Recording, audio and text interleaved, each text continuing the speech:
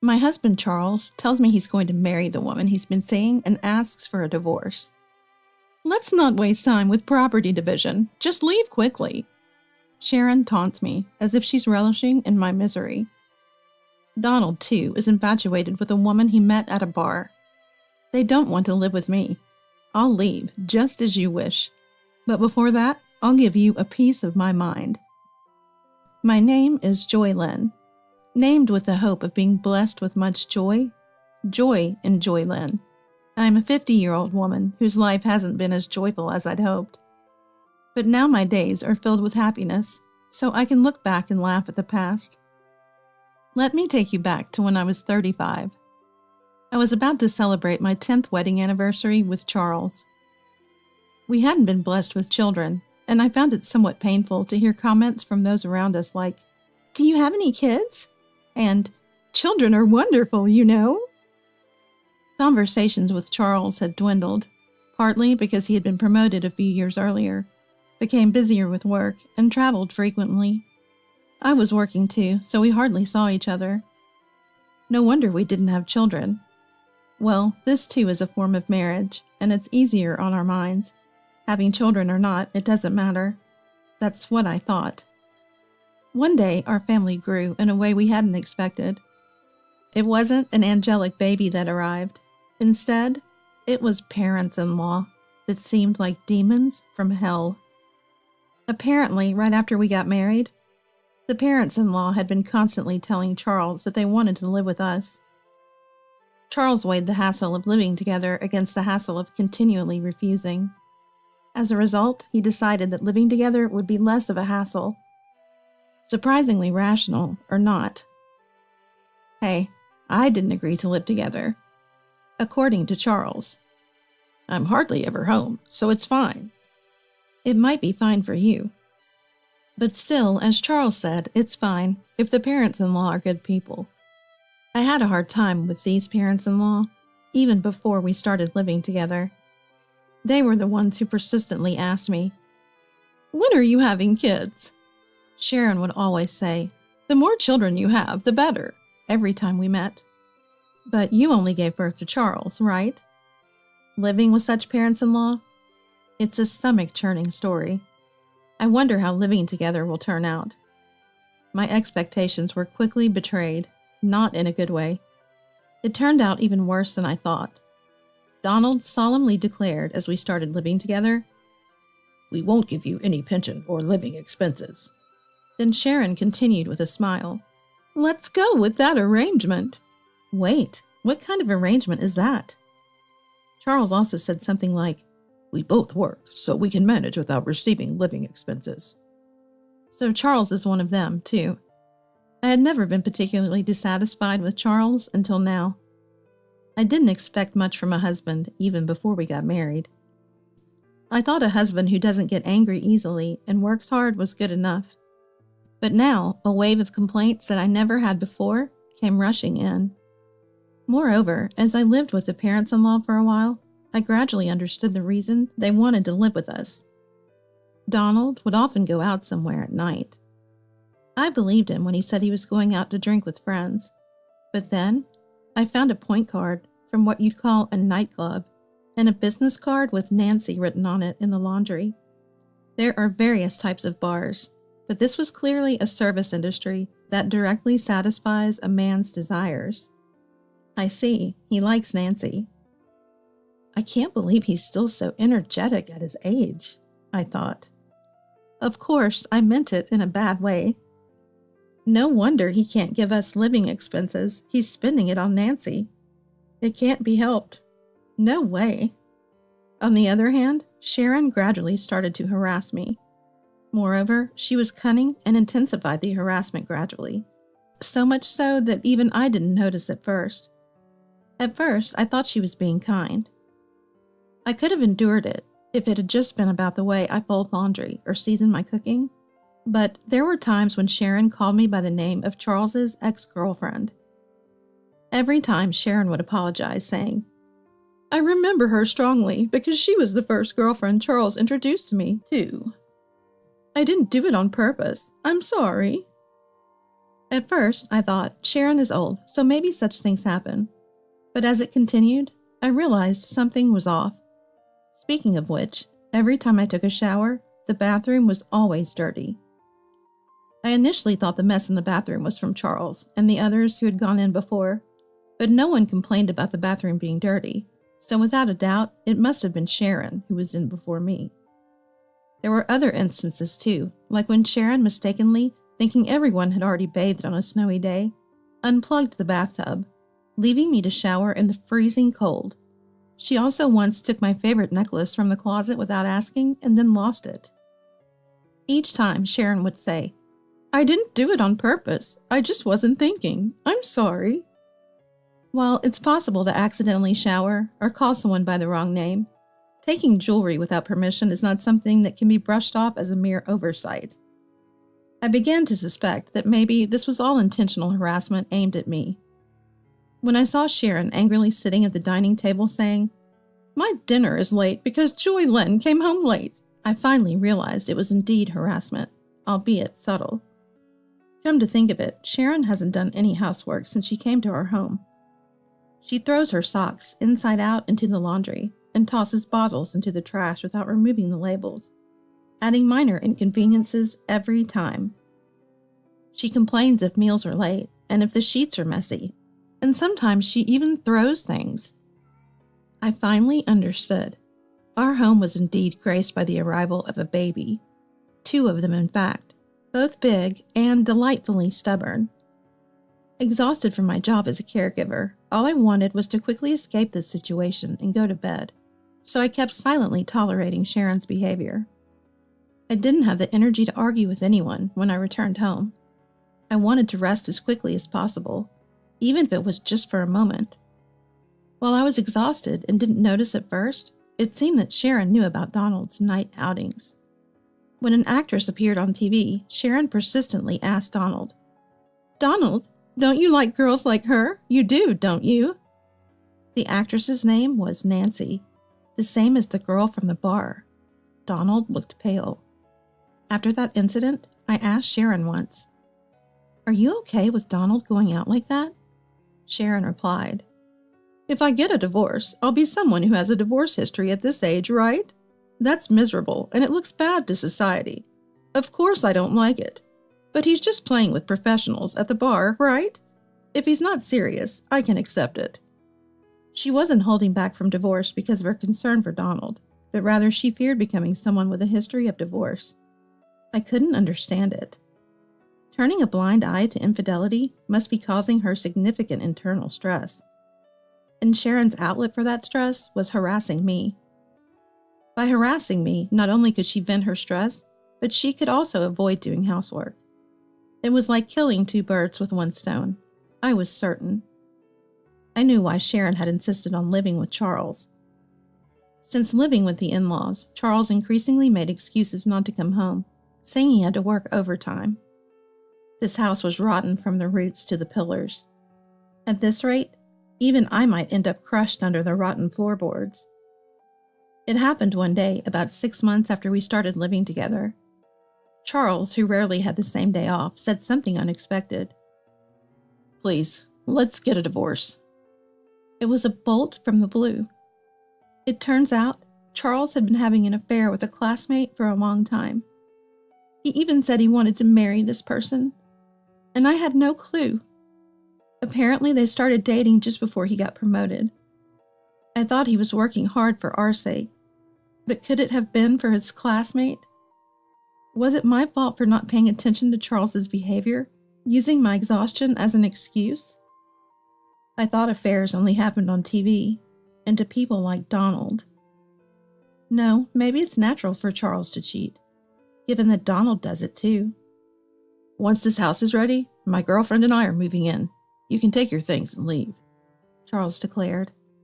Sharon asked, "What's going to happen to us?" "You can stay. My girlfriend doesn't mind sharing," Charles responded. "What a nice girl.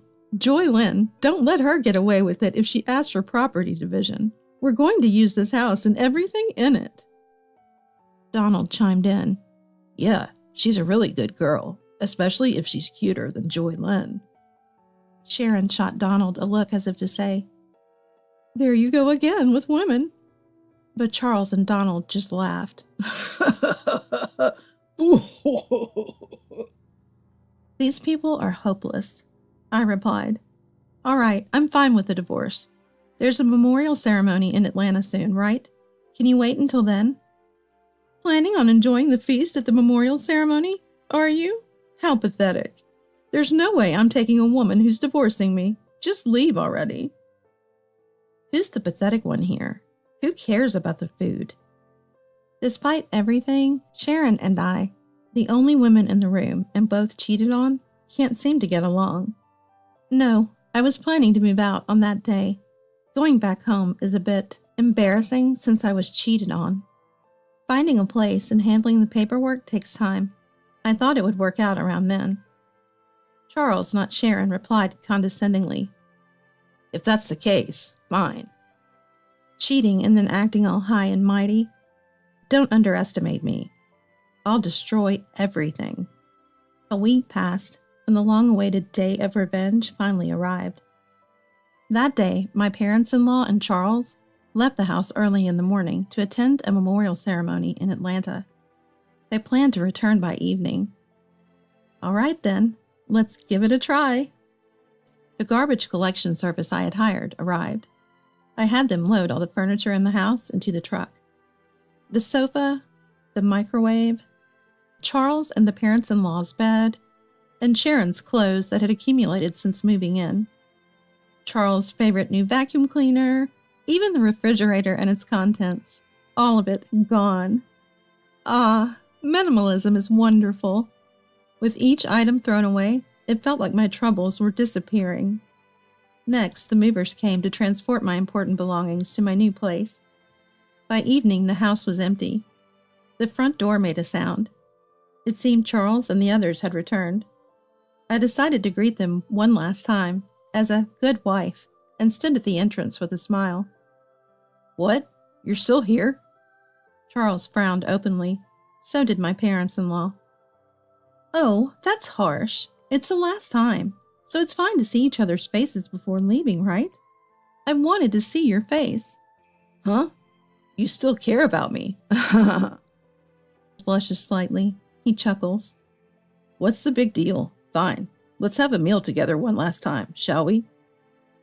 Charles, strangely in a good mood, heads towards the living room saying this, followed by Sharon, who looks exasperated, saying, "Charles is so sweet."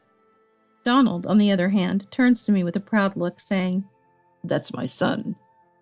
I'm baffled. Having a meal, huh? Would have been a nice way to part if there was anything left to eat. Huh? What? What? The meaning of my words, Charles, upon opening the living room door, lets out a silent exclamation. Sharon, annoyed, peeks into the living room after Charles and exclaims just like him, "What? Ah!" Donald does the same. Wait. Why the fridge? No, even the furniture, appliances too. Why is there nothing anywhere? Of course, I threw them out. The house feels much bigger now, doesn't it? I thought it would be bad to leave old furniture for your new life with your girlfriend. Consider it my parting gift. Threw them out? Why? Weren't you preparing to move? I've already moved. You throw away things you don't need when you move, right? Have you forgotten? Most of the things we bought when we got married were purchased with my money. Nothing bad will happen just because I, who didn't need them, threw them away. At my words, Charles points at me, his mouth moving, but no words coming out. He seems too shocked to speak. With this, I'll forego any division of property. Well, there's hardly anything to divide anyway. Sharon, furious at my smile, says, "What have you done?" I'll return that phrase to your foolish son. There are limits to indecency, like cheating while having a wife and then saying to leave because you're remarrying. Wasn't your upbringing at fault? How could you speak to me like that? You were such a terrible daughter-in-law. Do you still consider yourself my mother-in-law? To me, you're just another old lady. I speak with a malicious smile, and Sharon mutters, "So ungracious." shaking with anger. It's a secret that seeing Sharon angry is starting to be a bit fun. Don't you remember? If I ask for division of this house, you can't refuse, can you? Without the house, where would you two strangers live? You sold your family home, right? Yes, the parents-in-law had sold their house when they moved in with us. We won't need it anymore, they had said. So this house was absolutely necessary for them. They sided with their son's affair over his wife, probably thinking, as long as there's a house with a housemaid, anything goes. Hearing my words, perhaps feeling rushed, Donald intervenes. Well, let's settle this amicably. Pretending to be a good person.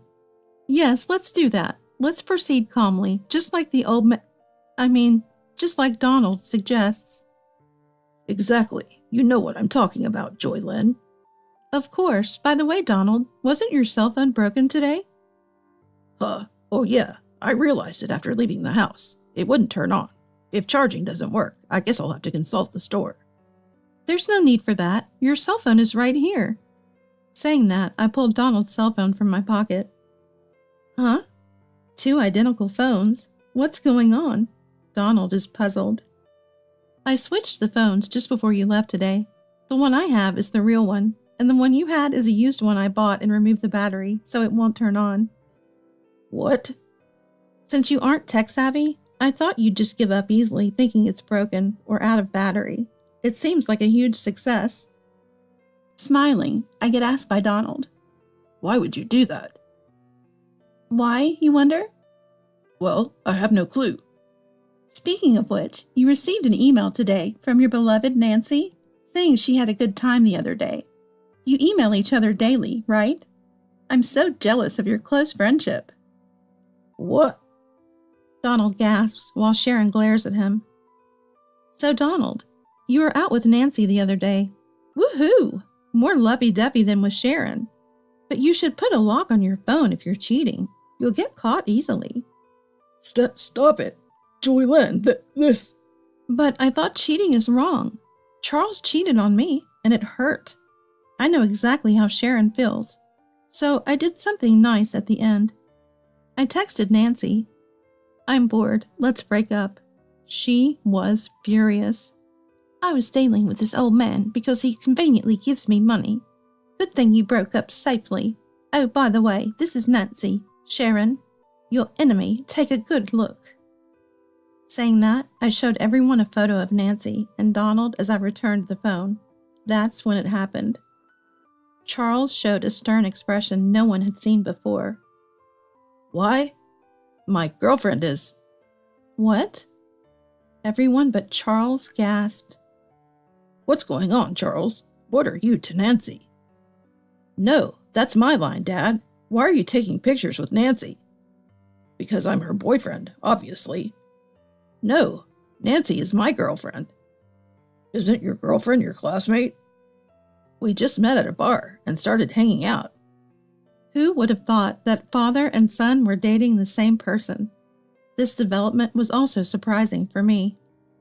Ignoring Sharon and me, who were in shock, the men started a pointless argument about who was more suitable to be Nancy's boyfriend, which eventually escalated into a full-blown brawl, pulling each other's hair. The brawl ended when Charles pulled out a significant amount of Donald's precious thinning hair. After a glance at the soulless face of Donald, I loudly declared, "Well, I'm off to my new place. Thank you for everything. I'll be claiming compensation for the affair next time. Bye." I had said there would be no property division, but I didn't mean compensation. Sharon realized that this was a serious affair and, swinging the bag she was holding, began furiously beating Donald in a rage. Donald stood there, head hung low, as if he had been burnt out completely, unable to process everything happening all at once. Watching this living hell unfold beside me, I couldn't stop smiling as I hopped on my beloved scooter and left the scene. Although it's a far stretch in my mind, I felt like Tom Cruise in Top Gun. Oh, it's been a while since I've ridden down such a refreshing night road. This is the best. Later on, when I proposed divorce, including the alimony, Charles said, "Please wait on the divorce." It seems that Sharon is also considering divorce, and there is a possibility that everyone might lose their homes or their circumstances might change, so he wants to save as much money as possible. He said things like, "Don't you think it's pitiful for us, who once lived together, to face such a difficult situation? And, we need money now, but..." I didn't care, so I proceeded with the divorce talks without discussion, and took as much money as I could get from Charles and his affair partner. When claiming the alimony, I felt a bit like an outlaw, but I hadn't done anything wrong. I had just done what was natural. Well, maybe tampering with someone's phone was slightly wrong. In the end, around the same time as our divorce, it seemed that Sharon also divorced Donald. Apparently, Donald and Nancy's affair had been going on for over 5 years. And Sharon couldn't forgive that they had a relationship in private as well. I don't quite understand why bar hopping is forgivable, but private relationships aren't. I thought there are various forms of marriage. Well, in the end, we're not married anymore, anyway. Donald was sued for alimony by Sharon, and Charles was sued for alimony by me, so the saying blood will out held true, and the in-laws are now all scattered. Sharon, having been cheated on by Donald, seemed to have grown to despise men in general, including Charles, who had abandoned me in a similar manner. As a result, Charles and Sharon, after the divorce, are slowly becoming distant, though they do have minimal conversations. Donald, jobless, turned to Charles for help but was rejected, as Charles himself was barely scraping by. Charles is juggling multiple jobs, while Sharon, who had been a housewife since her early marriage, is experiencing work for the first time with a part-time job. Donald became a part-time worker living in a cheap hotel. Charles, eager to marry Nancy, learned that she wasn't interested. Nancy saw both Charles and Donald as mere extensions of her bar work, as convenient sources of money. It turned out that Nancy had other men besides Charles in the same capacity. Charles, having been classmates with her, mistook her for being serious and believed she was his destiny. But in reality, it was a foolish and trivial story. In the end, both men were deemed unnecessary by Nancy, even as convenient sources of money, and were discarded. From my perspective, I thought, since I'm leaving, might as well destroy everything in the process, just as I aimed. I'm very satisfied having witnessed the spectacular collapse of a family. No one in that family valued each other, only caring about themselves. So the outcome was, in a way, inevitable. Essentially, they were a family in name only, lacking any compassion. Now I think it was good that I got away from that household. On the other hand, while I still come home exhausted from work every day, living alone has freed up my time as I no longer need to allocate it for someone else. I have more freedom than when I was married. Back when I was married, I hardly had time to meet my college friends, but now I can travel with them on my days off and even have time for my hobbies. In college, I was part of the choir, so I decided to join a karaoke club. It seems that one can continue to improve in music, no matter the age. I consistently win at the club's competitions and even earn cash prizes. Thanks to that, my wallet is always warmly filled. At the facility where I work, my colleagues suggested hosting a karaoke recreation event, since I'm good at it, and it was a huge hit. I received many compliments like, "You're so good," and was thrilled to bring smiles to the residents through my personal hobby, something I hadn't expected. By the way, my go-to performances are Unchained Melody and My Heart Will Go On. The lyrics of older songs are just so wonderful. I don't really understand recent songs, but I guess I should study up. Though my days aren't glamorous, I'm surrounded by friendly colleagues, trustworthy friends, and kind residents who feel like family beyond work boundaries. Finally, it seems like I've become the Joy Lynn I was meant to be. From now on, I aim to be someone who not only receives joy, but also shares it with others. All right, let's do our best at work today. I'll wholeheartedly celebrate the residents' birthdays.